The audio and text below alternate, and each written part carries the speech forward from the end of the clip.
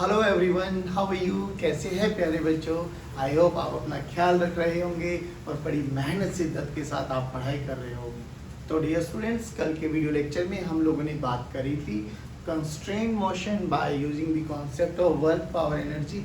I hope आप लोगों को वो कॉन्सेप्ट बहुत ईजी लगा होगा। आप लोगों ने न्यूमेरिकल्स प्रॉब्लम भी प्रैक्टिस किए होंगे। चलिए आज हम बात करते हैं उसी से रिलेटेड कुछ और बेसिक न्यूमेरिकल प्रॉब्लम और फिर हम बात करेंगे Newton's third law of motion के बारे में। चलिए, तो जैसे कि तीन सिस्टम हमारे पास है, तीनों में हमें बच्चे निकालनी है tension and acceleration of the system. Initially तीनों ही सिस्टम हम लोग मान के चलेंगे रेस्ट पर है। जैसे इसको रिलीज करेंगे तो कोई ब्लॉक ऊपर जाएगा, कोई ब्लॉक नीचे आएगा, तो हमें वही सब चीज़ों के बारे में डील करना है। तो क्वेश्चन नंबर 1, सबसे पहले क्या हमें बेसिक चीज़ें पता होनी चाहिए बच्चों कि पहले हम देखेंगे कितने वेरिएबल्स हैं। जितने वेरिएबल्स होंगे उतना ही मैथ्स कहता है कि उतनी ही इक्वेशंस बनाइए। उन इक्वेशंस को बनाने के लिए हमें देखना है कि क्या पुली फिक्स्ड है या मूवेबल है। अगर मूवेबल है तो एक इक्वेशन वहाँ से आएगी। फिर हम FBD से F net equals to M into a relations लगाएंगे, एक इक्वेशंस वहाँ से आएगी। याद समझ में आए ना? और अगर ज़रूरत पड़ेगी तो एक रिलेशन कहाँ से निकालेंगे? जल्दी बोलिए। कंस्ट्रेंट से। ये स्टेप्स आपको फॉलो करने, कोई भी पुली ब्लॉक सिस्टम आ जाए आपको टेंशन लेने वाली नहीं है। चलिए स्टार्ट करते हैं। तो जैसे कि हमारा पहला क्वेश्चन है, मैं फिर कह रहा हूँ इक्वेशंस मैं बनाऊंगा, सॉल्व आप करेंगे। टेंशन है सोल्व कर लेंगे, एक्सेलरेशन है सोल्व कर लेंगे, कोई टेंशन नहीं है। चलिए अब देखिए स्टार्ट करते बच्चों। जो कि ये पुली P1 है, ये पुली P2 है, मासलेस है, इनएक्सटेंसिबल स्ट्रिंग्स के बारे में बात करेंगे, मासलेस स्ट्रिंग्स के बारे में बात करेंगे। तो ये सब चीज़ें हमें समझ में आती है। चलिए तो हम बात करें टेंशन के बारे में। चलो पहले इस पे वेरिएबल्स देख लेते हैं। ये टेंशन इधर T1 लगेगी हमारे पास, इधर T2 लगेगी हमारे पास, ठीक है ना बच्चों? इधर हमारे पास T2 हो गई क्योंकि स्ट्रिंग एक ही है तो टेंशन सेम रहने वाली है। और इधर भी हमारे पास क्या हो जाएगी? T2। चलिए तो अब हमें नहीं पता कौन ब्लॉक ऊपर जाएगा कौन नीचे जाएगा, वैसे बता वो भी आइडेंटिफाई करने का तरीका मैंने आपको बताया था। बट नहीं तो हम मान लेते हैं कि ये ब्लॉक हमारा नीचे आ रहा है हैविंग एक्सेलरेशन A1 और ये ब्लॉक हमारा ऊपर जा रहा है विद एक्सेलरेशन A2। चलिए अब देखते हैं वेरिएबल कितने हो गए। ध्यान से देखो तो वेरिएबल हुए हमारे पास 4, T1 T2 A1 A2। तो इक्वेशन कितनी चाहिए? 4। चलो अब देखते हैं कहाँ से इक्वेशंस मिलती है। P2 हमारे पास मूवेबल पुली है ना बच्चों? मूवेबल पुली है तो एक इक्वेशन तो वहाँ से आ गई। क्या आ गई? T2 this is equals to 2T1, T2 equals to 2T1। चलिए जी, पुली का अगर मैं FBD बनाऊं तो ऊपर लगा T2 और नीचे लगेगा T1 एंड इधर भी कितना लगेगा बच्चों? T1। तो यहाँ से हमारे पास मासलेस है तो T2 must be equals to T2 this is equals to twice of T1। चलिए एक इक्वेशन तो हमारे पास क्या है, ठीक है ना? चलिए अब दूसरी क्वेश्चन देखते हैं कहाँ से आती है। इस पे भी हम लोग F net equals to M into a लगा सकते हैं, इस पे भी हम लोग F net equals to M into a लगा सकते हैं। तो क्यों ना लगाए थे इस पे F net equals to M into a. चलिए स्टार्ट करते हैं। तो ऊपर कितना लगा बच्चों?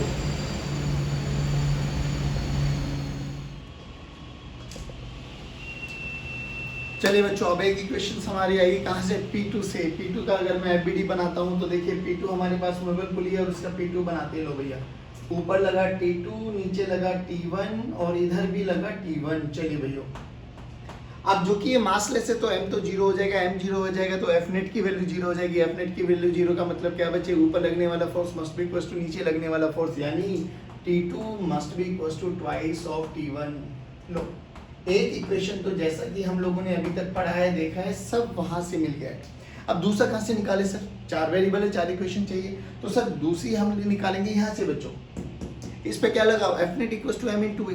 F net equals to M into a का मतलब क्या है? किधर आ रहा है ब्लॉक? नीचे आ रहा है। तो इस पे नीचे वाला फोर्स कितना लगेगा बच्चों? 2G, यानी 2G ज्यादा फोर्स है। ऊपर लग रहा है T1 तो इसका BD बनाऊं तो 2G minus T1 this is equals to 2 into A1। F net this is equals to mass into acceleration। लो भैया सेकंड इक्वेशन। एक इक्वेशन यहाँ से आ जाएगी, ध्यान से देखना बच्चों। ये लगेगा 20G नीचे, लेकिन एक्सेलरेशन ऊपर माना है तो यानी ऊपर वाला फोर्स इज ग्रेटर देन नीचे वाला फोर्स। तो T2 minus 20G, T2 minus 20G this is equal to 20 into A2।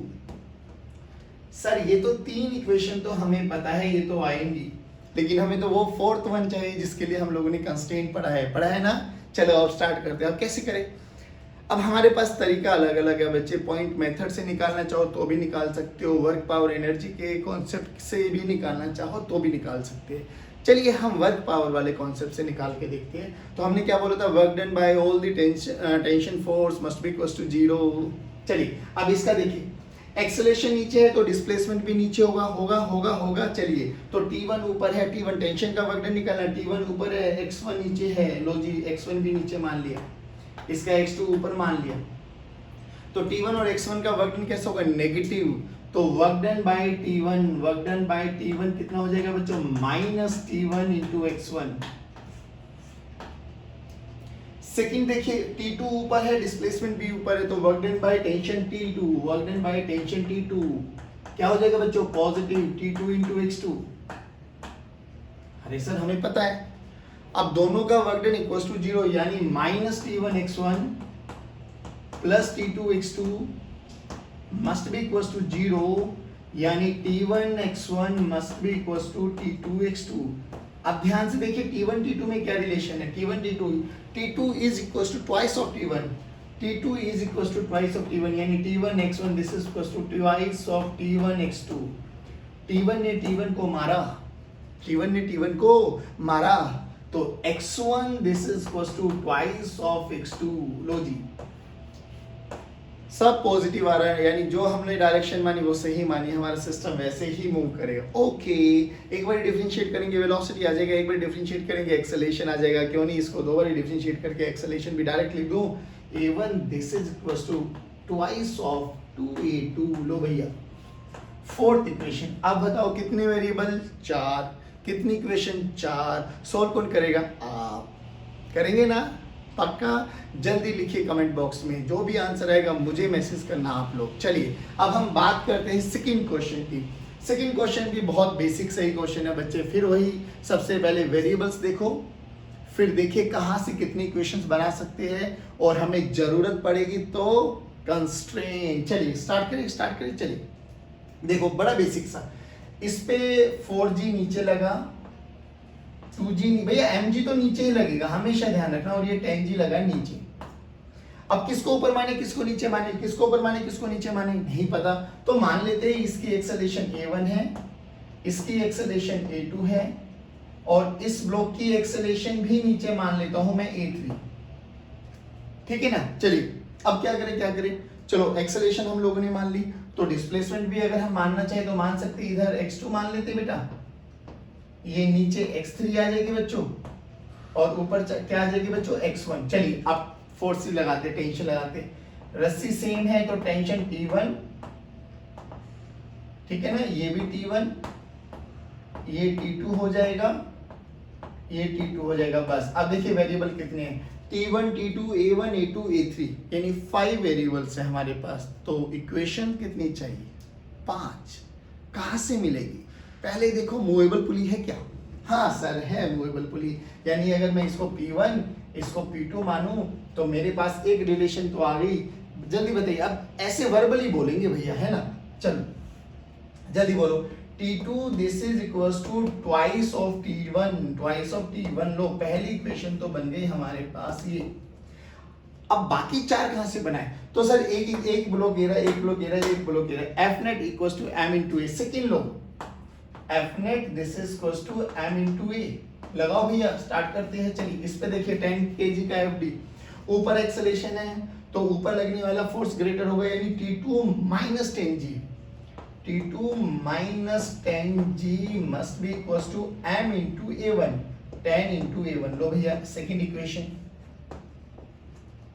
अब इसका FBD बनाते, इसका एक्सेलरेशन नीचे माना है तो 2G बड़ा होगा, 2G minus T1, 2G minus T1, this is equal to 2 into A3, 2 into A3। लो भैया इक्वेशन नंबर 3। आइए एक्सेलरेशन नीचे है, डिस्प्लेसमेंट नीचे है, तो 4G minus T1, 4G minus T1, this is equal to 4 into A2। कितनी इक्वेशन आ गई बच्चों, 4, वेरिएबल कितने हैं, 5।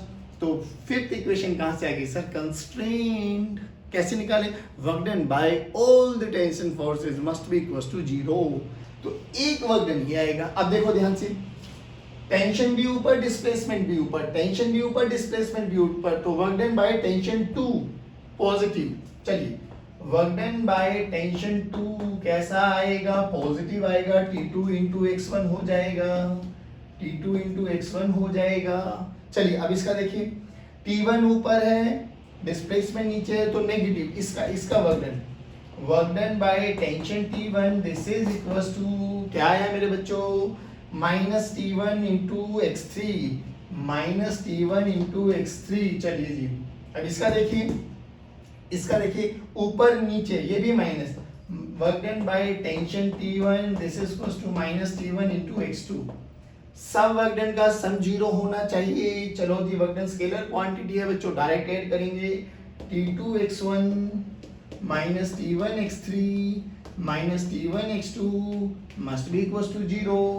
T2 T1 में क्या रिलेशन है बच्चा, T2 this is equals to twice of T1, T2 this is equals to twice of T1, तो 2T1 x1 this is equals to, इसको इधर लेके T1 कॉमन ले लो, x3 प्लस x2। लो भैया T1 ने T1 को मारा तो हमें क्या मिला, 2x1 this is equals to x3 plus x2, यानी रिलेशन क्या आ गया बच्चे, 2a1 this is equals to a3 plus a2। बोलो आया नहीं आया समझ, आया नहीं आया समझ। कितनी इक्वेशन बन गई, 4, ये बन गई फिफ्थ इक्वेशन। इक्वेशन नंबर 1 2 3 4 5, कितने वेरिएबल, 5। कितनी इक्वेशन, 5। सोल्व कौन करेंगे, आप करेंगे पक्का। चलिए ये सोल्व करने के बाद अब हम बात करते हैं थर्ड क्वेश्चन की। चलिए बच्चों अब आई होप दोनों क्वेश्चन आपको समझ में आएंगे। बढ़ते हैं क्वेश्चन नंबर थर्ड। अब इसमें देखिए 1 2 3 4 पुलीज हम लोगों ने लगाई, जिसमें से ये 2 पुली फिक्स्ड है, ये 2 पुली मूवेबल है। अब मैं चाहूँ ना इस सिस्टम को कितना भी लंबा बना सकता हूँ बच्चों, 3 फिक्स कर देता हूँ, 3 मूवेबल कर लेता हूँ, 4 फिक्स कर देता हूँ, 4 मेरी मर्जी। आपको समझ में आएगा ये कितना भी लंबा सिस्टम बन सकता है। अब क्या करना है हमें तो वही टेंशन और एक्सेलेरेशन कैलकुलेट करना है। पहले मानो तो सही वेरिएबल। अच्छा इस क्वेश्चन में देख के सबसे अच्छा क्या लग रहा है, P1 P2 P3 P4, P3 P4 are movable pulleys, are movable. चलो बहुत अच्छा। अच्छा बच्चे मूवेबल है तो F net this is equals to m into e, equation तो सेकंड लॉ ने यही दिया है हमें। लेकिन पुलिस के बारे में बात करेंगे तो m मासलेस है, यानी m की वैल्यू 0, यानी एफ नेट कितना होगा 0, यानी ऊपर लगने वाला force must be equals to नीचे लगने वाला फोर्स के बराबर होगा, और ये हम अभी तक देखते आए। चलिए एक स्ट्रिंग है तो टेंशन सेम रहेगी, यानी इधर भी T इधर भी T, इधर भी T इधर भी T। चलो जल्दी जल्दी कर लेते ना, T T T T, लो भैया T। अब एक बात बताना, नाउ दिस इज मोबाइल पुली, ऊपर कितना लग रहा है 2T, तो नीचे भी कितना लगेगा 2T, तो इसमें कितना लगा 2T, मूवेबल है इसलिए ऊपर कितना लग रहा है 2T, तो नीचे कितना लगेगा, अरे सर इसमें भी लगा 2T। अब ध्यान से देखो वेरिएबल कितना है, अभी तो टेंशन आया। अब एक्सेलरेशन देखते हैं भैया, इसकी एक्सेलरेशन ऊपर मान लेता हूं A1, इसकी एक्सेलरेशन भी ऊपर मान लेता हूं लोग A2। अरे हमारी मर्जी भाई, कैसे भी मानो। चलो अब इस पे कितना फोर्स लग रहा है, नीचे G लग रहा है, इस पे कितना लग रहा है 4G लग रहा है। वेरिएबल्स बताइए बच्चे, T A1 A2 तीन वेरिएबल, T A1 A2 तीन वेरिएबल, कितनी इक्वेशन 3, कहां से आएगी, यहां से आएगी सर, और कहां से आएगी। चलो स्टार्ट करते हैं, इस पे लगाइए F net equals to m into a, ऊपर जा रहे हैं तो T minus G must be equals to m into 1, m की वैल्यू 1 है तो a1। लो भैया एक इक्वेशन तो आ गई ये।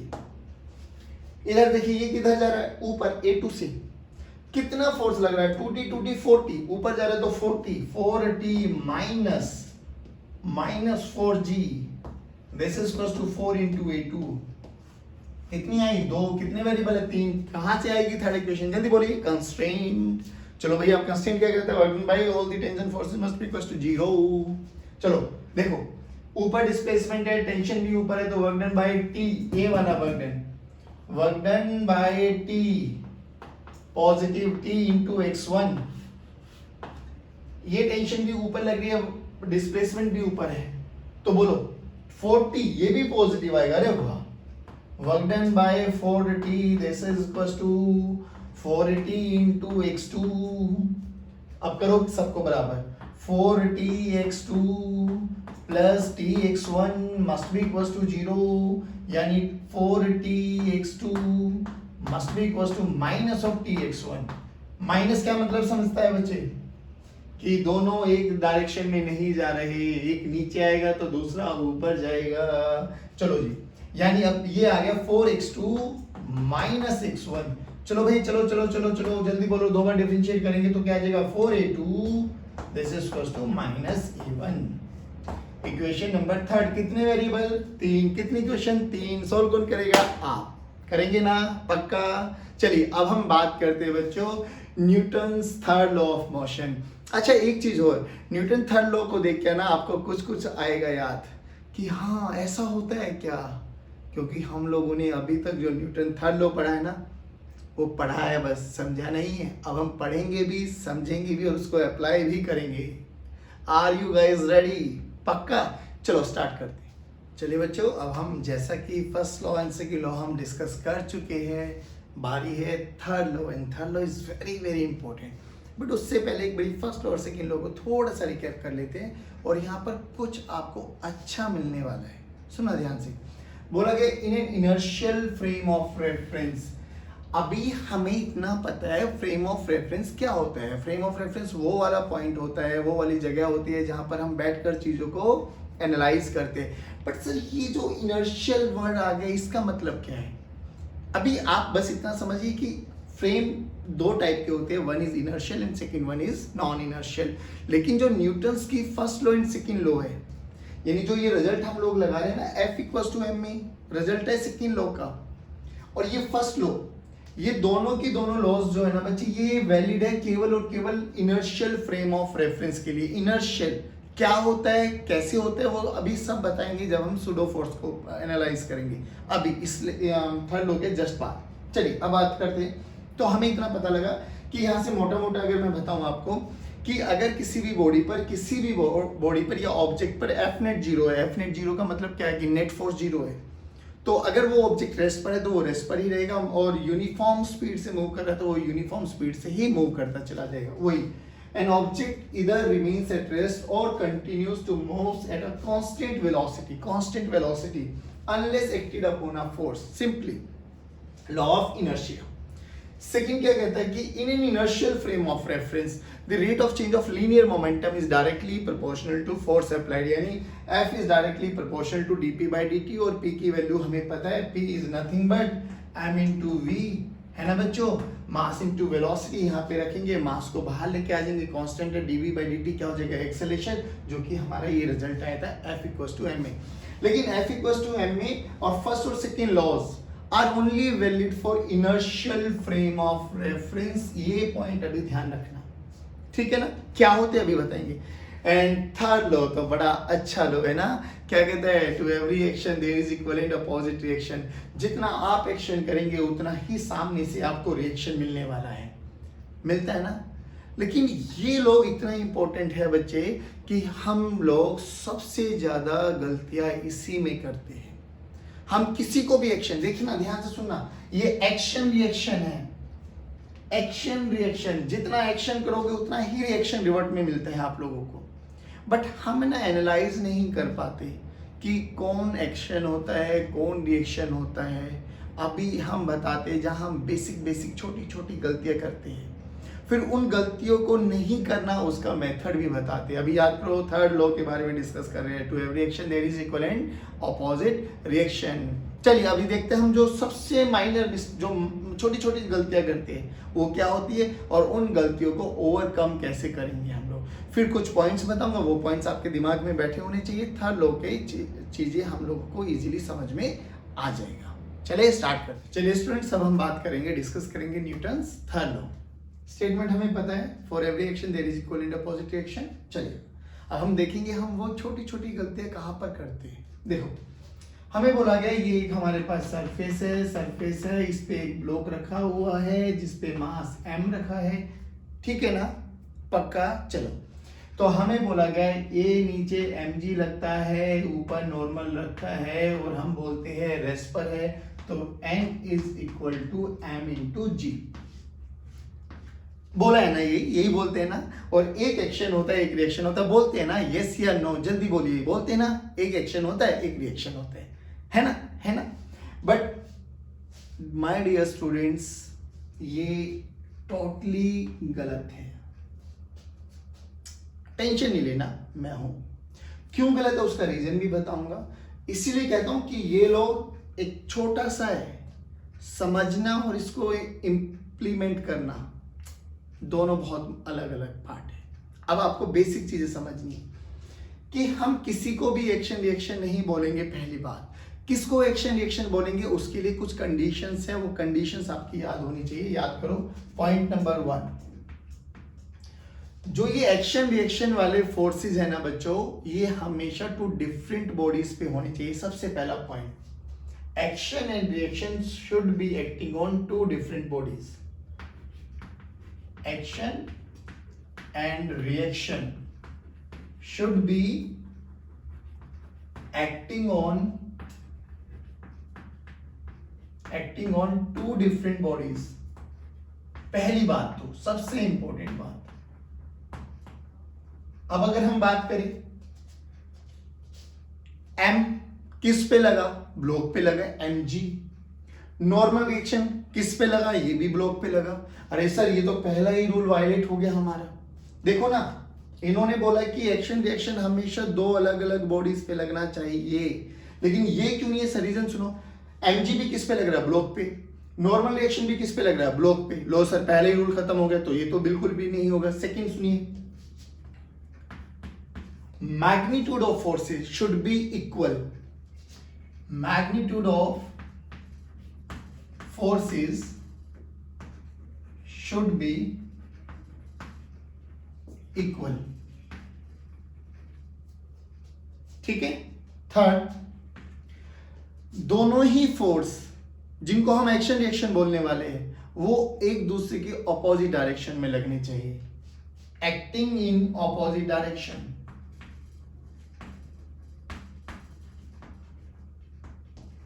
Okay, sir. And the fourth point and the very important point, nature should be same. और 9th स्टैंडर्ड की फिजिक्स कहती है बच्चों, ये अगर आपने 9th स्टैंडर्ड में बहुत अच्छे से मन लगा के फिजिक्स पढ़ी है तो ये पॉइंट्स आपको बताए होंगे जरूर। Nature should be same, nature should be same. आप समझते हैं, अगर ये चारों पॉइंट्स सेटिस्फाई होते हैं तो जो फोर्स लग रहे हैं उनको हम एक्शन रिएक्शन पेयर फोर्सेस बोलेंगे। यानी किन्हीं भी फोर्सेस को हम एक्शन रिएक्शन नहीं बोलेंगे। पहली बात तो केवल और केवल उनको बोलेंगे जो ये चारों कंडीशंस को फुलफिल कर रहे होंगे। पहली बात तो क्या, दो फोर्स अलग अलग बॉडीज पे लगेंगे, मैग्नीट्यूड सेम होगा, डायरेक्शन अपोजिट होगी, और सबसे important point, nature should be same. Nature का मतलब देखिए यहाँ पे कौन कौन से रूल वायलेट हो रहे हैं। पहला ही वायलेट हो गया। सेकेंडली, चलिए मान लेते हैं कि भैया ये n और ये mg क्या है? mg तो सर ग्रेविटी वाला फोर्स है, ग्रेविटी वाला फोर्स। तो n क्या है? n है sir electromagnetic force, electromagnetic force, electromagnetic force. तो ये भी खत्म हो गया सर, नेचर भी खत्म हो गया। तो ये n is equal to mg action reaction तो नहीं होने वाले, ठीक है ना। फिर क्या होंगे सर, आप सुनिए। अगर मैं इस m ब्लॉक को हवा में छोड़ दूं तो ये बताइए किधर आएगा? सर ये तो अर्थ की तरफ आएगा। क्यों आएगा बताओ, रीजन सोचो कभी, क्यों आएगा? क्योंकि सर अर्थ इस पे एक फोर्स लगा रही है। कितना लगा रही है? m इंटू जी। कितना लगा रही है? m इंटू जी। ध्यान से सुना बेटे, अगर ये मेरी अर्थ है और इस पे मैं यहां पर एक हवा में ब्लॉक रख दूं, this is surface of the earth, तो इस पे एक फोर्स लग रहा है mg, ग्रेविटी अट्रैक्शन का फोर्स है, अर्थ इसको अपनी तरफ खींचेगी। आप याद रखना, हम में अर्थ जो ब्लॉक अर्थ की तरफ आ रहा है ना, वो उतना ही फोर्स अर्थ पे भी लगाता है। यानी एक फोर्स इधर भी लगेगा कितना m इंटू जी, अर्थ पे भी। यानी जितने फोर्स से अर्थ इस ब्लॉक को खींचेगी ना, एक्शन रिएक्शन, उतने ही फोर्स से ये ब्लॉक भी अर्थ को खींचेगा, m इंटू जी। अब देखिए क्या ये दो डिफरेंट बॉडीज पे लग रहा है? यस सर, एक लग रहा है ब्लॉक पे, एक लग रहा है अर्थ पे। ठीक है सर। क्या दोनों का मैग्नीट्यूड सेम है? Yes sir, M G, perfect. क्या दोनों की डायरेक्शन अलग अलग है? यस सर, नीचे ऊपर, वेरी गुड। क्या दोनों का नेचर सेम है? Yes sir. कितना बेटे? ये भी ग्रेविटी, ये भी gravity. Now these are action reaction pair forces, these are action reaction pair. हम किसी को भी एक्शन रिएक्शन नहीं बोल देंगे N equal to M G action reaction ना, कंडीशंस है, चारों फुलफिल होनी चाहिए। किसी को भी एक्शन रिएक्शन क्या बोलेंगे? Should be acting on two different bodies, पहली बात। मैग्नीट्यूड सेम होना चाहिए, दूसरी बात। अपोजिट डायरेक्शन होनी चाहिए, तीसरी बात। And nature should be same, यानी अगर ग्रेविटी का लग रहा है तो ग्रेविटी होनी चाहिए, इलेक्ट्रोमैग्नेटिक फोर्स लग रहा है तो इलेक्ट्रोमैग्नेटिक फोर्स ही होना चाहिए, इलेक्ट्रोस्टैटिक फोर्स लग रहा है तो इलेक्ट्रोस्टैटिक फोर्स ही होना चाहिए, मैग्नेटिक फोर्स लग रहा है तो मैग्नेटिक फोर्स ही होना चाहिए। बात समझ में आई? पक्का? एक और केस कर याद है हम लोगों ने 9th स्टैंडर्ड में पढ़ा था, एक सन होता है, उसके चारों तरफ अर्थ मूव करती है, जो जिस फोर्स से वो मूव करती है वो ग्रेविटेशनल फोर्स होता है। याद है बच्चों? देखो सन, अर्थ, ये इस पे एक Fg ग्रेविटेशनल फोर्स लगाता है, ये इस पे एक Fg ग्रेविटेशन फोर्स लगाता है। दो अलग अलग बॉडीज पे लगता है ग्रेविटेशन फोर्स का। अगर फॉर्मूला पढ़ा होगा आप लोगों ने तो वो फॉर्मूला आता है F is equal to G m1 m2 by R square.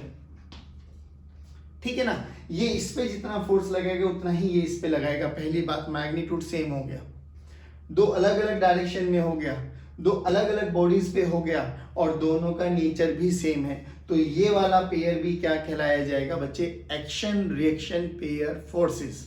अच्छा सर, एक बात बताइए कि जो हमने ये सरफेस माना था सर, ठीक है भैया, ये ब्लॉक रखा हुआ था m, बिल्कुल, इस पे एक तो ग्रेविटी लगा रही थी ना नीचे से, बिल्कुल लगा रही थी।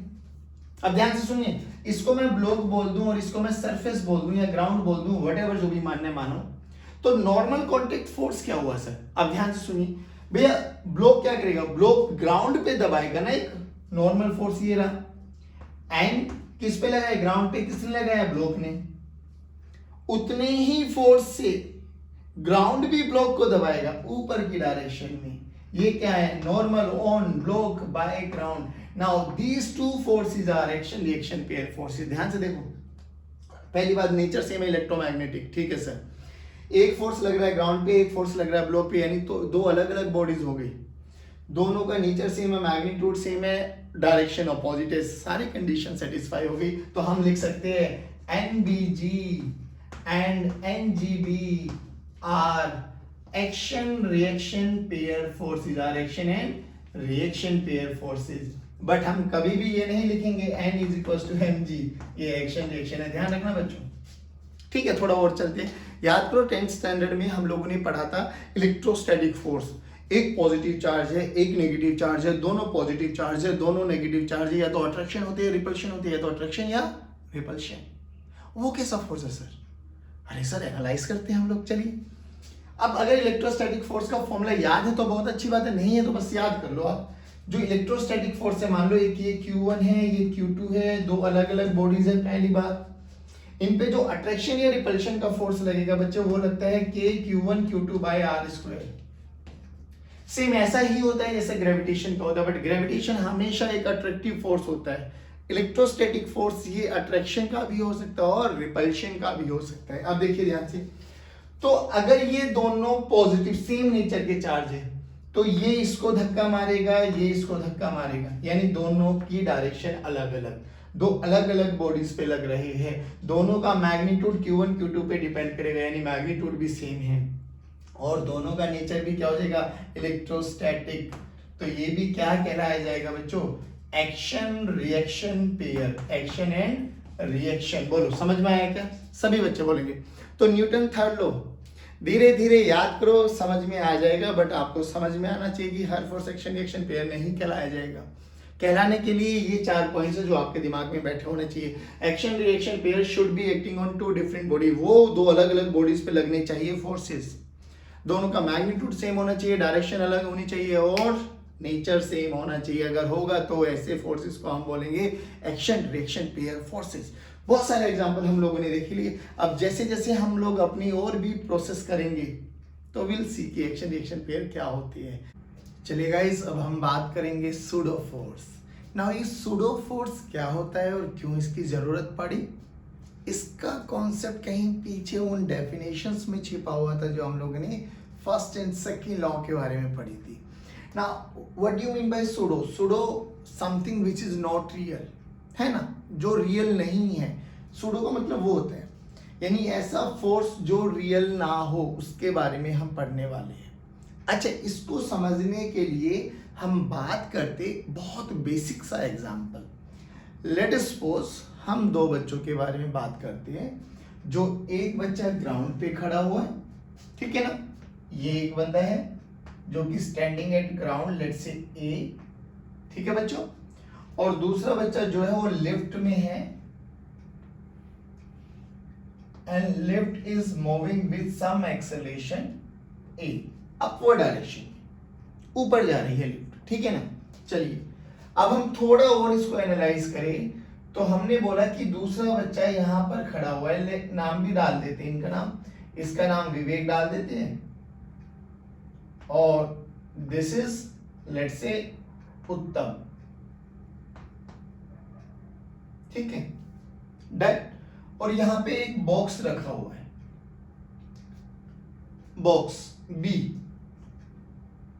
अब देखो क्या हुआ, अब हमसे अगर कोई पूछे कि इस बॉक्स पे फोर्सेस के बारे में क्या ख्याल है, फोर्सेस एनालाइज कीजिए।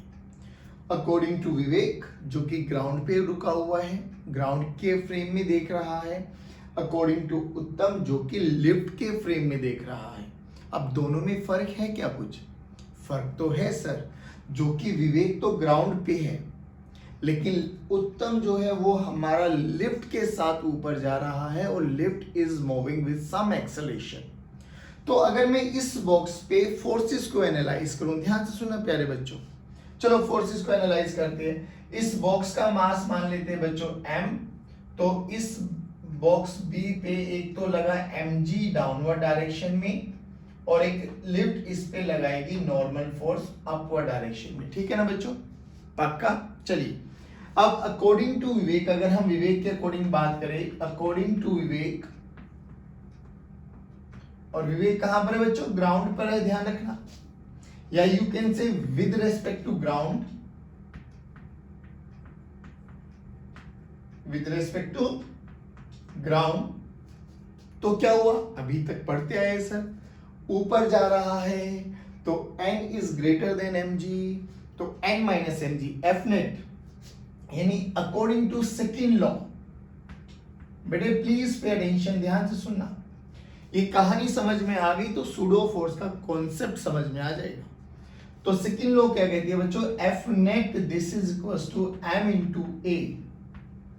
अब according to Vivek F net यानी बॉक्स जो है वो ऊपर जा रहा है, उस पे नॉर्मल लग रहा है, एन नीचे लग रहा है mg, यानी n is greater than mg, यानी n माइनस mg।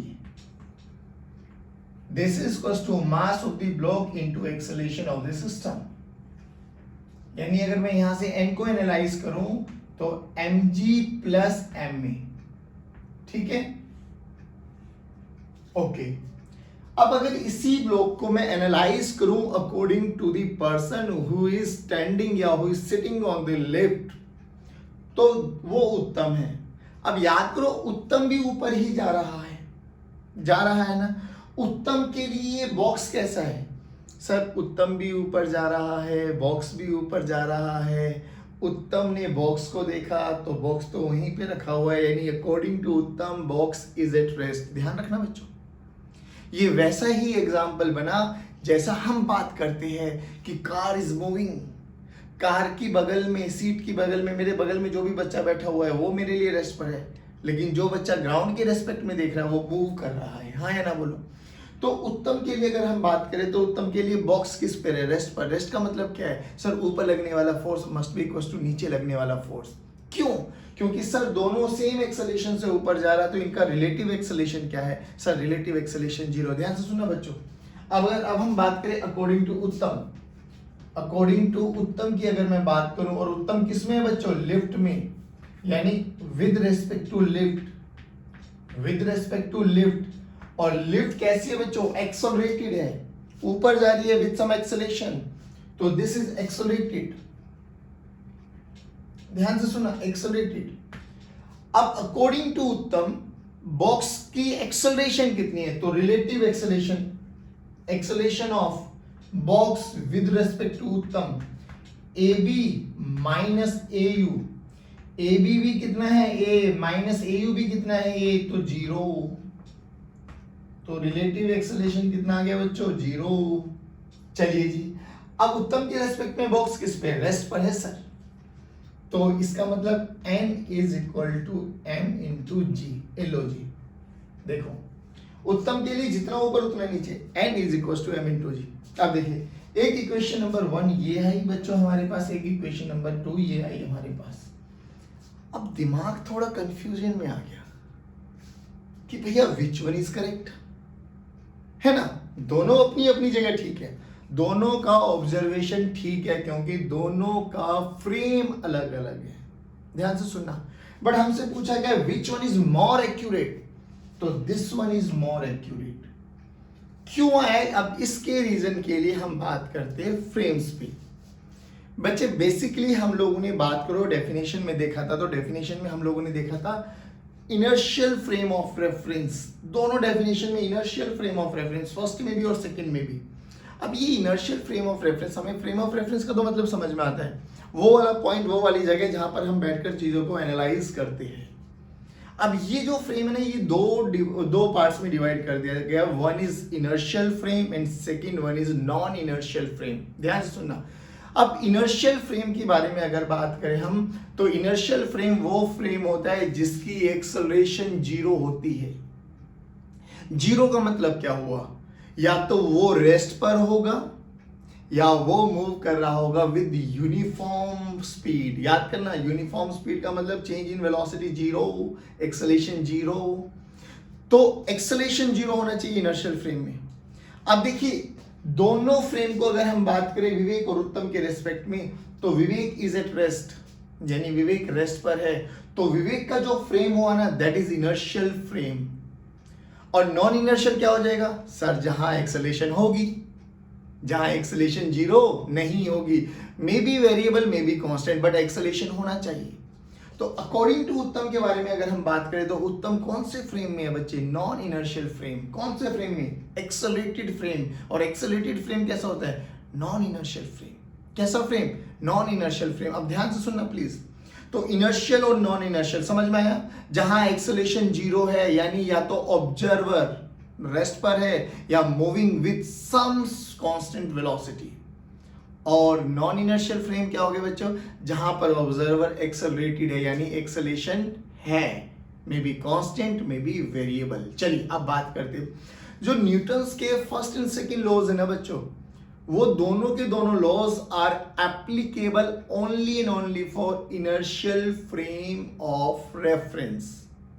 ध्यान से सुनना, first and second laws both are applicable for inertial frame of reference. और जो थर्ड वाला था ना, to every action there is equal and opposite reaction, वो दोनों फ्रेम्स में वैलिड होता है, दोनों फ्रेम्स के लिए मतलब वैलिड होता है। अब बात क्या की, तो हमें देखा गया, यहां से हमें समझ में आया कि भैया न्यूटन के फर्स्ट और सेकंड लॉज को, यानी F net this is equal to m into a, second law का रिजल्ट हम नॉन इनर्शियल फ्रेम में नहीं लगा सकते। लगाएंगे तो कहानी उल्टी आ जाएगी, जो कि हम लोगों ने देखा भी है। यहां से देखे इनर्शियल फ्रेम से देखे तो नॉर्मल रिएक्शन, जो नॉर्मल रिएक्शन है वो mg प्लस ma के इक्वल आया है। एक्सेलरेटेड फ्रेम यानी नॉन इनर्शियल फ्रेम के रेस्पेक्ट में देखा तो n is equal to mg आया है। बात समझ में? बात समझ में? अब फिर सूडो का क्या मतलब है? तो न्यूटन साहब ने बोला कि अगर उनकी लॉज को आपको नॉन इनर्शियल फ्रेम यानी एक्सेलरेटेड फ्रेम में लगाना है, तो आपको एक सूडो फोर्स को इजाद किया उन्होंने। कि आपको सूडो फोर्स की हेल्प लेनी है। अब बात की जाए, ठीक है सर ये सूडो फोर्स तो ठीक है, लेकिन फोर्स है तो इसका मैग्नीट्यूड होना चाहिए, डायरेक्शन होना चाहिए और इसका पॉइंट ऑफ एप्लीकेशन होना चाहिए। तो भाई फोर्स के बारे में हम लोगों ने ये 3 चीजें तो पढ़ी है।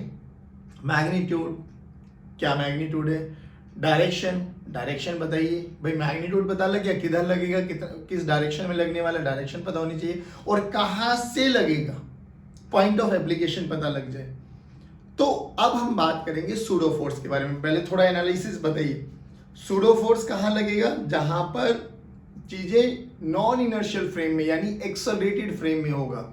अगर हम लोग ग्राउंड के रेस्पेक्ट में या कोई भी ऑब्जर्वर यूनिफॉर्म वेलोसिटी से मूव कर रहा है तो वहां न्यूटन की लॉज एप्लीकेबल है, बट एक्सेलरेटेड फ्रेम में आ गया तो वहां पे न्यूटन की लॉज एप्लीकेबल नहीं है। हाँ, एक्सेलरेटेड फ्रेम में न्यूटन की लॉज को लगाने के लिए हमें किसकी हेल्प लेनी पड़ेगी बच्चों, सूडो फोर्स की। किसकी हेल्प लेनी पड़ेगी, सूडो फोर्स की।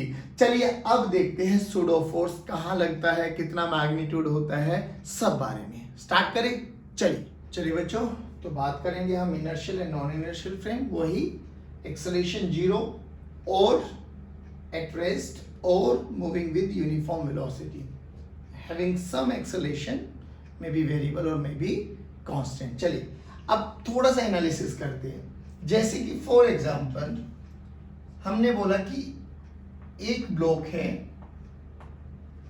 This man is standing on ground, now man is at rest, this man is at rest. तो अगर इनको मैं फ्रेम ऑफ रेफरेंस बनाऊं, रेस्ट पर है मैन, फ्रेम ऑफ रेफरेंस अगर मैंने मैन के रेस्पेक्ट में ऑब्जर्व कर रहा हूं तो ये कैसा फ्रेम हो जाएगा बच्चों, इनर्शियल फ्रेम। कैसा फ्रेम, इनर्शियल फ्रेम। चलिए सेकंड देखिए, अब हमने बोला कि वही इसी मैन को हम लोगों ने किसी गाड़ी में बैठा दिया, ठीक है ना बच्चों, and this car is moving with a speed of 2 metre per second, constant speed 2 metre per second. अब देखिए, now frame is moving but कैसा है, विद कांस्टेंट स्पीड। तो ये भी कैसा फ्रेम हुआ बच्चों, इनर्शियल फ्रेम। कैसा हुआ, इनर्शियल फ्रेम। थर्ड देखिए, नाउ अगर मैं इसी कार को एक्सेलरेट करा दूं बच्चों, ठीक है, now this car is moving with some acceleration 5 metre per second square. तो अगर ये ऑब्जर्वर बन जाए तो इसके रेस्पेक्ट में अब क्या हो जाएगा, ये कौन सा फ्रेम हो गया, नॉन इनर्शियल फ्रेम। कौन सा फ्रेम बच्चों, non inertial frame. Now this is non inertial frame.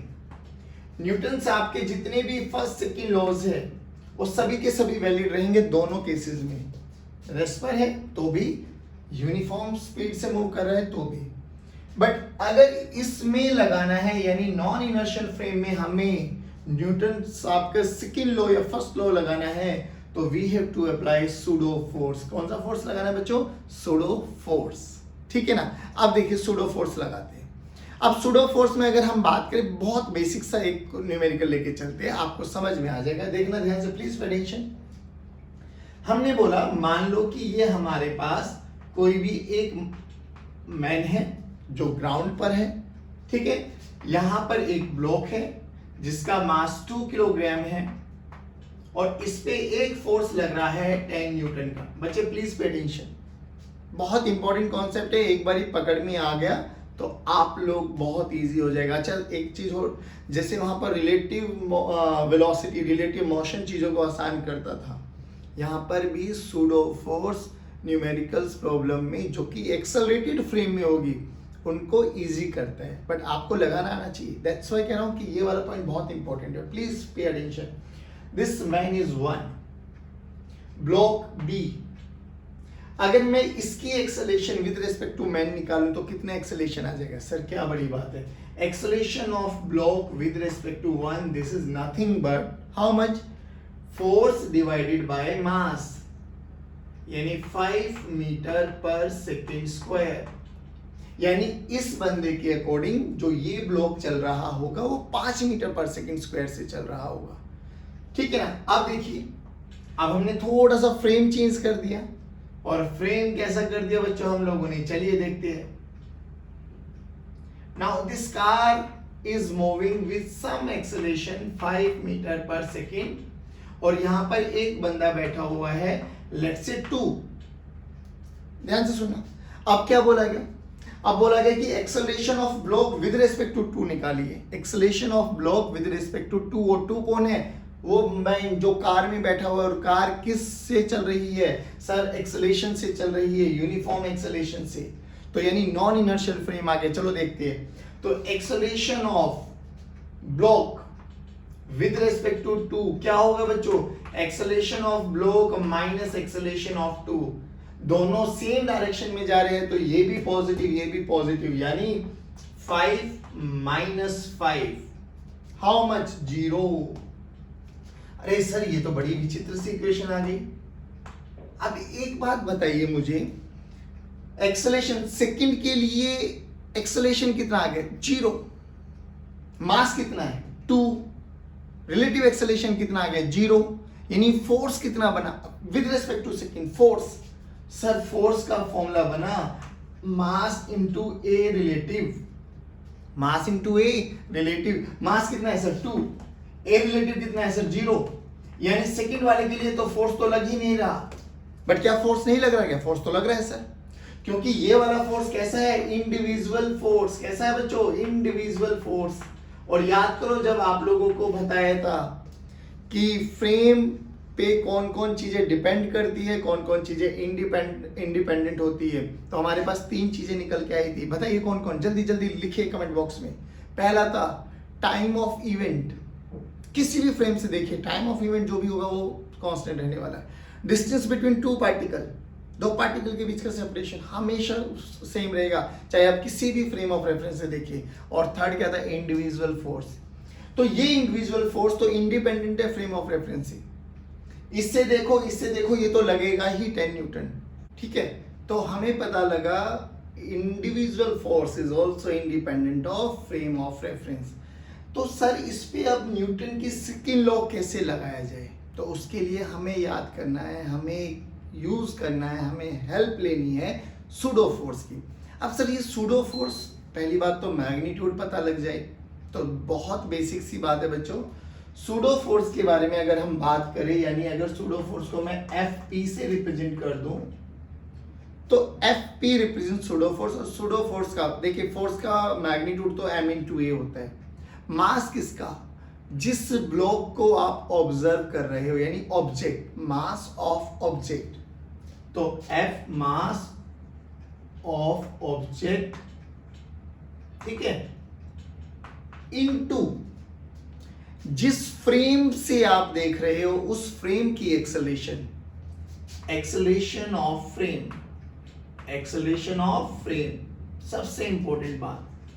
Pseudo force का मैग्नीट्यूड कैसे पता लगेगा बच्चों, ये वाला मास, इस ऑब्जेक्ट को ऑब्जर्व कर रहे थे आप लोग, इस फ्रेम की एक्सेलरेशन यानी फ्रेम एक्सेलरेशन ऑफ फ्रेम। तो अगर मैं सूडो फोर्स का मैग्नीट्यूड देखूं तो देखिए कितना बन जाएगा बेटा, सूडो फोर्स का magnitude, mass of the object कितना है 2 kilogram into acceleration of frame कितना बचे 5, तो कितना आ गया ये 10 न्यूटन। Okay done. अब बात की जाए ये कहां पर लगेगा, डायरेक्शन की बात करें अगर हम, तो डायरेक्शन के लिए देखिए ध्यान से सुनना बच्चों, डायरेक्शन हमेशा हमेशा लगेगा opposite to the acceleration of frame, opposite to acceleration of frame, यानी फ्रेम की जो भी एक्सेलरेशन होगी उसके ऑपोजिट डायरेक्शन में। ध्यान से सुना प्लीज पे अटेंशन। देखिए ये वही ब्लॉक है जिस पर 2 किलोग्राम लग रहा है, इधर लग रहा है 10 न्यूटन, इंडिविजुअल फोर्स है, इंडिपेंडेंट ऑफ फ्रेम रहेगा। अब हमें क्या, इसके रेस्पेक्ट में, यानी इस गाड़ी के रेस्पेक्ट में मुझे क्या करना है बच्चों, मुझे सर एनालाइज करना है कि इसका रिलेटिव एक्सेलरेशन 0 आ रहा है क्या। चलिए, तो गाड़ी की एक्सेलरेशन इस डायरेक्शन में, तो उन्होंने क्या बोला, सूडो फोर्स किधर लगेगा, opposite to the direction of frame, acceleration of frame. तो अगर ये राइट में लग रहा है तो सूडो किधर लगेगा, लेफ्ट में। किधर लगेगा, लेफ्ट में। अभी सुनना, थर्ड पॉइंट है point of application. Point of application, point of application का मतलब वो किधर से लगेगा। अभी याद करना centre of mass of the body से। अब ये सेंटर ऑफ मास क्या होता है, हालांकि हमारा पूरा चैप्टर है ये, बट अभी मैं बता देता हूँ। सेंटर ऑफ मास एक वो वाला पॉइंट माना जाता है जहां पर पूरी बॉडी का मास कॉन्सेंट्रेटेड होता है। इसका सबसे अच्छा एग्जांपल है, आप लोग बहुत बारी स्केल को लेके एक उंगली पर रोकने की कोशिश करते हो ना। अगर वो 15 सेंटीमीटर का स्केल है तो कहाँ पर रखते हो आप हाथ, उंगली पे कहाँ पे रखते हो, बीचों बीच रखते हो ना, वो सेंटर जहां पर हम पूरी बॉडी का मास कॉन्सेंट्रेटेड मानते हैं। तो सबसे पहले अब सुनिए 3 चीजें, magnitude, direction and point of application. Magnitude क्या है, mass of the object into acceleration of the frame. कहां पर लगेगा, सेंटर ऑफ मास पे।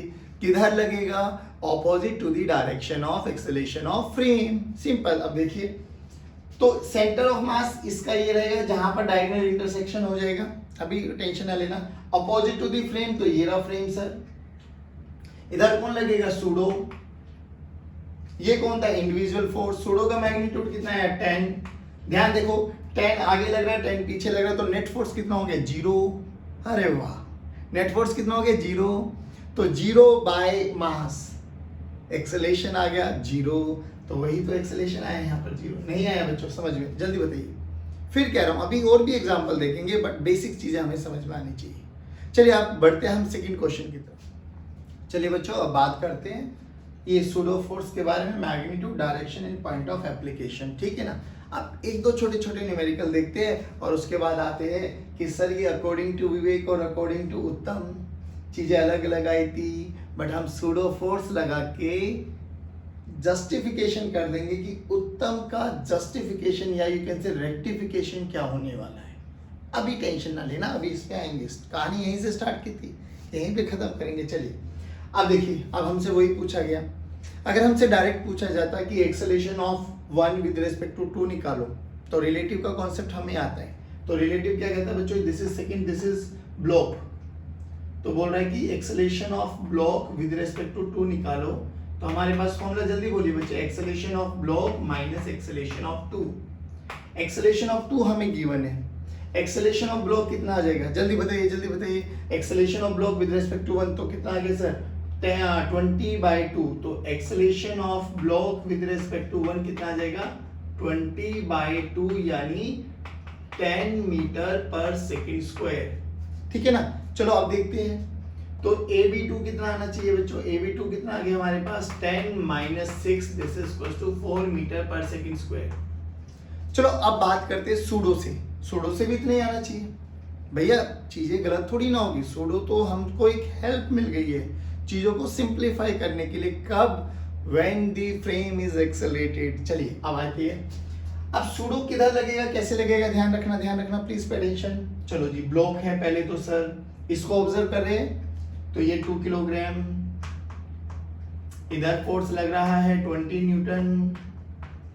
अब इसके रेस्पेक्ट में, 2 के रेस्पेक्ट में, 2 कैसा है, एक्सेलरेटेड फ्रेम, तो सूडो लगेगा किधर, पहली बात तो opposite to the acceleration of frame. Frame किधर है, राइट में, तो सूडो किधर लगेगा, लेफ्ट में। लो सर, मैग्नीट्यूड बताइए, मास of the body, mass of the body बोले तो 2 kilogram into acceleration of frame कितना है बच्चों, कितना है फ्रेम का एक्सेलरेशन, 6। लीजिए सर, ध्यान से देखना, ठीक है, हो गया। तो बताइए इसमें नेट फोर्स कितना लगा सर, 20 इधर लगा, 12 इधर लगा, 20 इधर, 12 इधर, तो नेट फोर्स कितना लगा, 8। किधर, इधर, नेट फोर्स लगा 8 न्यूटन।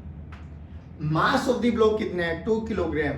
तो acceleration of block with respect to 2 कितना आ गया बच्चों, 8/2 यानी 4 मीटर पर सेकंड स्क्वायर। अरे सर ये तो सेम आ गया, मैं फिर कह रहा हूं सूडो लगाना आना चाहिए। चलिए अब इधर देखिए, this is mass 1 having some velocity v1 moving with some acceleration a1, this is mass 2 having velocity v2 moving with some acceleration a2। अच्छा एक चीज और बताइए, पहले थोड़ा बेसिक से याद कर दें, इसमें स्पीड हमेशा बढ़ेगी क्योंकि velocity and acceleration both are acting in same direction.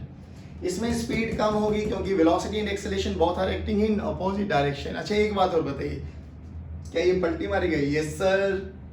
अब हमसे बोला गया acceleration of 1 with respect to 2 calculate कीजिए। Acceleration of 1 with respect to 2 calculate कीजिए। चलो भैया कर लेते हैं, क्या बड़ी बात है। ध्यान से देखो, सूडो लगा के acceleration of 1 with respect to 2, please pay attention.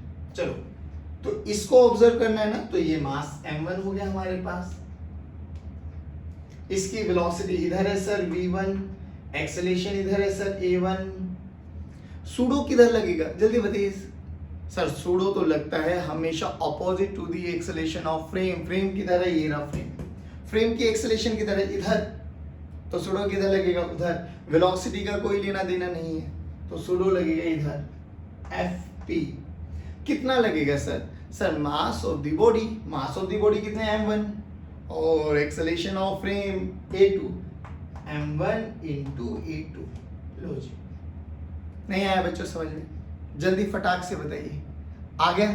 चलिए अगर आ गए तो अब इसकी जस्टिफिकेशन पे आते हैं। अब बच्चों देख के बताओ, जो उत्तम था वो किस पे था? सर वो तो एक्सेलरेटेड फ्रेम पे था। अगर उत्तम एक्सेलरेटेड फ्रेम पे है यानी सूडो आना चाहिए। बिल्कुल आएगा सर, लगाओ ना सूडो। फिर देखो किधर आया।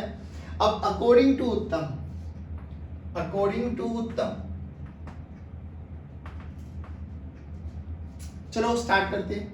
देखो ध्यान से, ये मेरी लिफ्ट थी बच्चों, लिफ्ट की एक्सेलरेशन ये रहा, ब्लॉक ये रहा, ब्लॉक पे एक फोर्स नॉर्मल ऊपर लग रहा है, एक फोर्स mg नीचे लग रहा है, और ये हमारा उत्तम खड़ा हुआ है u। ठीक है ना? उत्तम जो कि एक्सेलरेटेड फ्रेम में है और न्यूटन की लॉज लगानी है, तो हमें क्या करना है प्यारे बच्चों जल्दी बताइए। सर सूडो फोर्स लगाओ, लगाओ भैया सूडो फोर्स। सूडो फोर्स किधर लगेगा? Sir opposite to the acceleration of frame. Frame किधर है? ऊपर, क्योंकि उत्तम लिफ्ट में बैठा है और लिफ्ट ऊपर जा रही है, तो फ्रेम लिफ्ट बनी।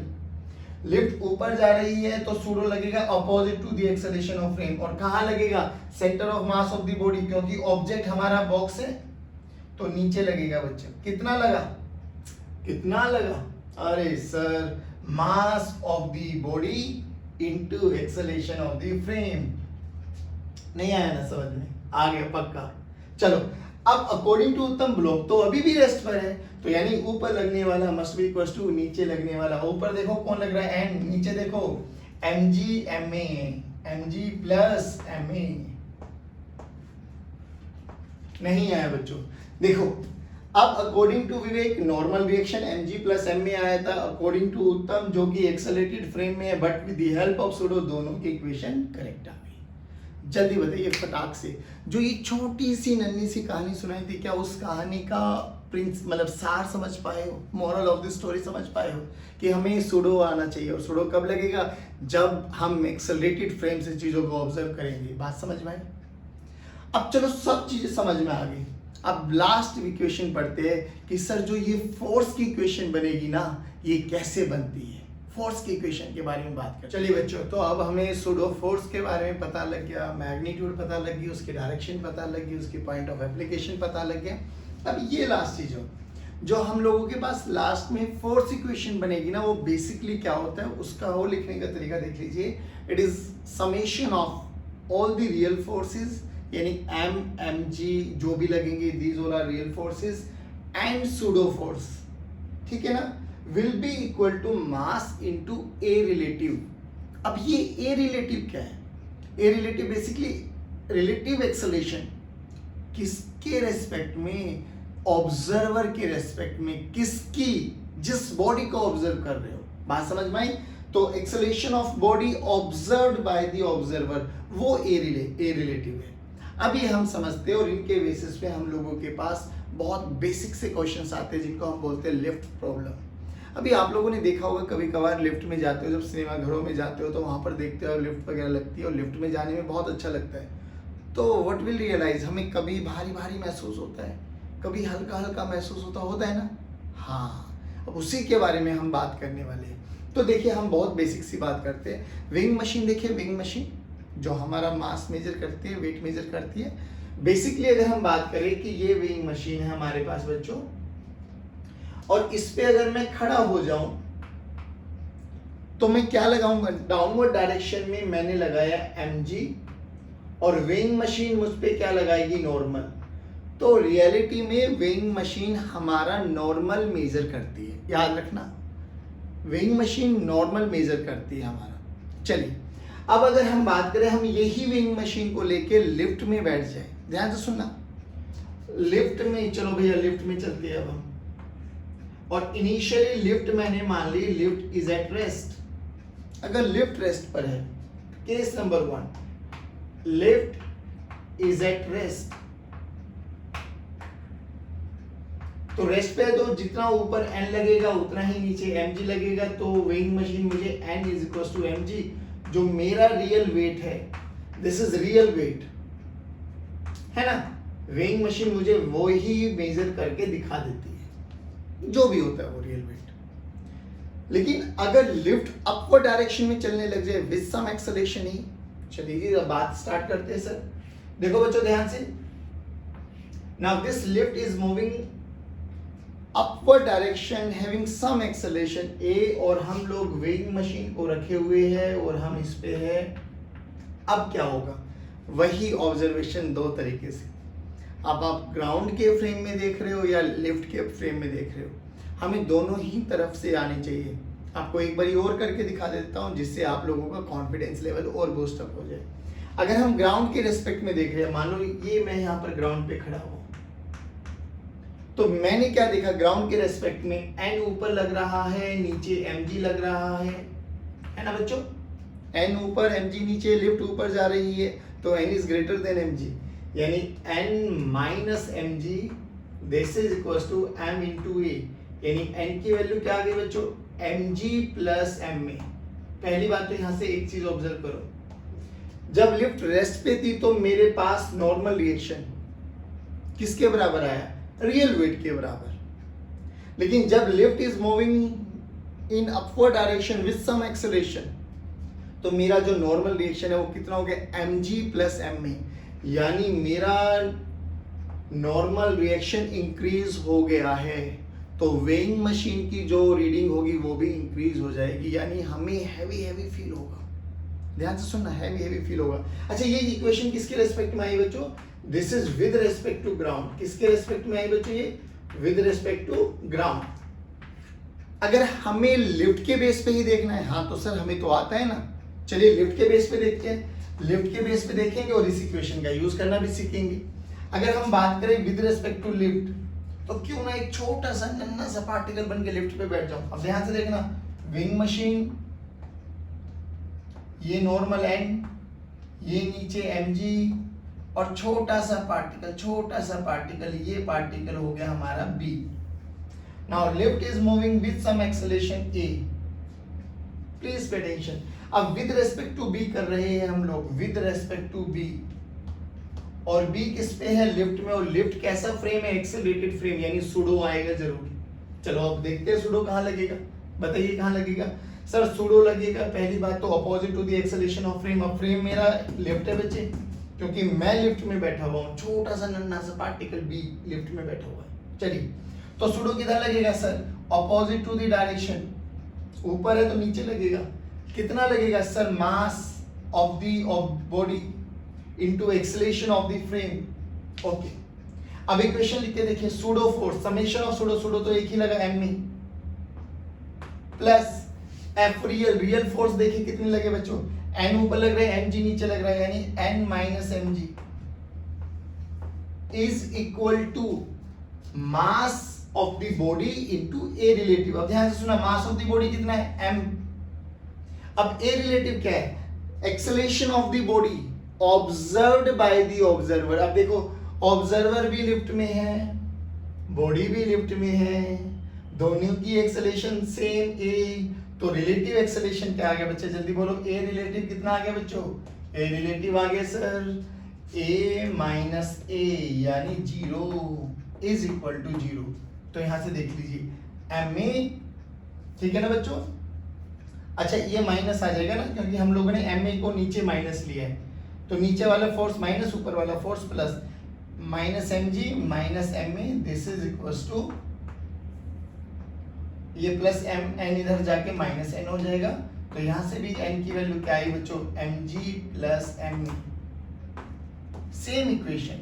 अब हमें कॉन्फिडेंस आ गया कि हमें कैसा भी एक्सेलरेटेड फ्रेम क्यों ना आ जाए, हमें सूडो लगाना आना चाहिए। अच्छा ध्यान से देखना, जब लिफ्ट ऊपर जा रही है, ऐसे याद नहीं करना आपको, जब लिफ्ट ऊपर जा रही है नॉर्मली हमारी बुक्स में ये लिखा रहता है when lift is moving upward तो हमें हैवी फील होता है, when lift is moving downward तो हमें लाइट फील होता है। ना ना ना, ऐसे याद नहीं करना। आपको क्या याद रखना है कि when acceleration is in upward direction. अब एक्सेलेरेशन अपवर्ड कब कब हो सकती है, देखो एक तो पहले ये लिखा जाएगा acceleration is in upward direction, ठीक है सर, अपवर्ड डायरेक्शन में एक्सेलेरेशन लग रही है तो हैवी फील हुआ। दूसरा velocity is increasing in upward direction, अरे वाह, in upward direction। अच्छा एक बार बताओ velocity बढ़ेगी कब upward direction में, सर velocity को बढ़ाने के लिए acceleration responsible है, यानी acceleration भी ऊपर ही लग रहा है। तो अगर ये लिखा आ जाए ना lift is moving with increasing velocity in upward direction, तो समझ लेना सर उसने इनडायरेक्टली वे में आपको बोल दिया है कि acceleration upward direction में है। अच्छा और कब होगा, when velocity is decreasing in downward direction, velocity को घटाने के लिए भी कौन रिस्पॉन्सिबल है, एक्सेलेरेशन। लेकिन कब, जब acceleration and velocity are in opposite direction तो वेलोसिटी घटेगी। यानी अगर हमारे पास वेलोसिटी डाउनवर्ड डायरेक्शन में डिक्रीज हो रही है, इसका मतलब एक्सेलेरेशन ऊपर लग रहा है। तो जब ये तीन चीजें लिखी आ जाए बच्चे, acceleration is in upward direction तो ठीक है, velocity is increasing in upward direction तो भी समझ लेना कि एक्सेलेरेशन भी ऊपर ही है, और velocity is decreasing in downward direction तो भी समझ लेना कि एक्सेलेरेशन कहाँ है, ऊपर ही है। तो इन तीनों केसेस में हमें कैसा महसूस होगा, हैवी महसूस होगा। लाइट के बारे में बताइए, लाइट का महसूस होगा सर जब एक्सेलेरेशन डाउनवर्ड डायरेक्शन में होगी, पहली बात। अच्छा एक्सेलेरेशन डाउनवर्ड डायरेक्शन में मतलब lift is coming down with some acceleration है, ठीक है। और बताइए सर जब लिफ्ट की स्पीड इंक्रीज हो रही होगी इन डाउनवर्ड डायरेक्शन, क्योंकि डाउनवर्ड डायरेक्शन में आते आते अगर इंक्रीज हो रही है तो एक्सेलेरेशन नीचे है सर। और बताइए सर जब लिफ्ट की स्पीड डिक्रीज हो रही होगी इन अपवर्ड डायरेक्शन, लिफ्ट की स्पीड डिक्रीज हो रही होगी इन अपवर्ड डायरेक्शन का मतलब क्या है, एक्सेलेरेशन तो भी नीचे है। तो ये तीनों केस आपको याद होने चाहिए। हमें ये याद नहीं करना कि ऊपर जा रहे होंगे तो हैवी फील होगा, नीचे आ रहे होंगे तो लाइट फील होगा, ना। आपको हमेशा एक्सेलेरेशन के कॉन्सेप्ट में याद रखना है, और एक्सेलेरेशन का कॉन्सेप्ट हमेशा आपको याद होना चाहिए क्या, अगर acceleration and velocity both are in same direction तो वेलोसिटी इंक्रीज होगी हमेशा। Acceleration and velocity both are in opposite direction तो वेलोसिटी डिक्रीज होगी हमेशा। बस अब आपको यही चेक करना है, वेलोसिटी बढ़ रही है ऊपर या नीचे, बढ़ रही है तो उधर ही एक्सेलेरेशन, वेलोसिटी घट रही है ऊपर या नीचे तो जिधर घट रही होगी उसके ऑपोजिट डायरेक्शन में एक्सेलेरेशन। बोलो बताइए समझ में आया क्या। अब एक लास्ट क्वेश्चन और करते हैं, बहुत अच्छा सा, बहुत बेसिक सा। तो इसका डाउनवर्ड केस आप कर लेंगे। आप डाउनवर्ड केस में क्या आएगा, रिजल्ट बता देता हूँ। एन की वैल्यू क्या आ जाएगी, n this is equals to M g minus m a, m g minus m a. Downward direction में खुद कर लेना सूडो का यूज करके। अब last question of the day, सब बात करते हैं हम ये वाले क्वेश्चन की। क्वेश्चन बता देता हूँ एक बार क्या बोला गया है कि एक वेज है, this triangle shape is a wedge जिसका मास है capital M and this wedge is moving with some acceleration a, और उस पे एक छोटा सा ब्लॉक रखा गया है स्मॉल मास का है। Now this block is at rest, ठीक है ना। हमसे बोला गया for what value of acceleration a block should remain at rest with respect to wedge. बोला गया कि ए की कितनी वैल्यू होनी चाहिए, किस वैल्यू से ये एक्सेलरेट करे सच दैट ये वाला जो ब्लॉक है ये रेस्ट पर ही रहे with respect to wedge. Accelerated frame आ गया पहली बात, तो क्यों ना हम इस पूरे क्वेश्चन को एनालाइज करें बाय यूजिंग सूडो। अच्छा उससे पहले हम थोड़ा सा बेसिक चीज देख लेते हैं कि हमें जब इसको यूज करना है ना तो छोटा सा नन्हा सा पार्टिकल बन के बैठ जाओ वेज पर, ठीक है। अब रियल फोर्सेस देखिए भैया, रियल फोर्सेस तो एक तो mg लगेगा बच्चे डाउनवर्ड डायरेक्शन में, mg always act perpendicular to the ground, और एक नॉर्मल लगा बच्चों, ये लगा नॉर्मल। चलो ये तो दीज आर रियल फोर्सेस जो लगे। अब जो कि एक्सेलरेटेड फ्रेम ये है, और एक्सेलरेटेड फ्रेम के रेस्पेक्ट में आप देख रहे हो तो सूडो किधर लगेगा, opposite to the direction of acceleration of frame. तो एक्सेलरेशन फ्रेम इधर है तो इसके अपोजिट सेंटर ऑफ मास से ये आ गया सूडो। अब सूडो का बताइए मैग्नीट्यूड कितना है sir? Magnitude mass of the body into acceleration of frame, mass यानी m इनटू a। अब प्लीज पे अटेंशन, बोला गया ये रेस्ट पर होना चाहिए, यानी इस पे लगने वाला नेट फोर्स 0 होना चाहिए, है ना, नेट फोर्स 0। तो देखिए ये हमारे पास इधर n है बच्चों, इधर हमारे पास mg है बच्चों, और इधर हमारे पास ma है बच्चों। ये हमारे पास x एक्सिस हो गई, ये हमारे पास y एक्सिस हो गई। तो क्यों ना हम n के दो कंपोनेंट कर ले अलोंग x इन y। अब ध्यान से सुना please prediction. Now this is theta, अगर ये थीटा है, नाउ दिस इज थीटा, तो ये 90 है, ये 90 माइनस थीटा हुआ, तो ये कितना हुआ बच्चों? थीटा।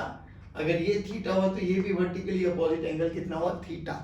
चलिए अब n के दो कंपोनेंट कर लेते हैं। तो n का ये कंपोनेंट किधर हो जाएगा? y में, n cos थीटा, और ये वाला कंपोनेंट कितना हो जाएगा बेटा? n sin theta. रेस्ट पर है, ध्यान रखना। तो वर्टिकल को कैंसिल आउट करेगा, हॉरिजॉन्टल को इक्वेट कर दीजिए। तो यहाँ से mg किसके बराबर है? mg this is equals to n sin theta, और mg सॉरी ये ma, this is ma, pseudo है नहीं, दिस इज ma, और यहाँ से mg किसके बराबर है बच्चे? mg is equals to mg cos theta. दोनों को क्या कर दो? डिवाइड। m ने m को मारा, n ने n को मारा, तो a बाई जी किसके बराबर आ गया बच्चे? साइन बाई कोस यानी टेंजेंट थीटा। तो a की वैल्यू कितनी आ गई बच्चों? g tangent theta. चलिए अगेन अ वेरी अच्छा, वेरी इंटरेस्टिंग क्वेश्चन, बट बहुत सिंपल बाय यूजिंग सुडो। चलिए गाइस, आई होप ये सुडो का कॉन्सेप्ट आपको बहुत अच्छे से आया होगा। आप एक बार वीडियो को दोबारा रिवाइंड करके देखिए, जितने क्वेश्चंस करे उनको लगाने की कोशिश करना। चलिए guys, keep watching videos, keep motivating अस। जय हिंद, जय भारत। हंसते रहिए, मुस्कुराते रहिए और पढ़ते रहिए।